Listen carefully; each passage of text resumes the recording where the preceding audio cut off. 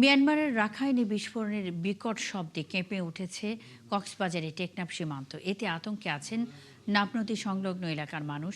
এই পরিস্থিতিতে নাফ নদী ও সীমান্ত জুড়ে বিজিবি ও কোস্টগার্ডের টহল জোরদার করা হয়েছে। বৃহস্পতিবার বিকেলে পর্যন্ত টেকনাফের সীমান্ত এলাকাগুলোতে থমথমে পরিস্থিতি দেখা গেছে। সীমান্তে সাধারণ মানুষের চলাচলও সীমিত হয়েছে। এছাড়া সীমান্ত জুড়ে বিজিবি ও কোস্টগার্ডের অতিরিক্ত টহল বেড়েছে। সীমান্তবাসী জানান, বুধবার রাত ৯টার পর থেকে মিয়ানমারের রাখাইন রাজ্যের ভেতর থেকে একের পর এক বিস্ফোরণ এবং যুদ্ধবিমানের শব্দ শোনা যায়। শাহপরীর দ্বীপ ও আশেপাশের এলাকায় শব্দের তীব্রতা বেশি। এদিকে প্রতিবেশী দেশের অস্থিরতায় বিজিবিকে সতর্ক থাকতে দেখা গেছে।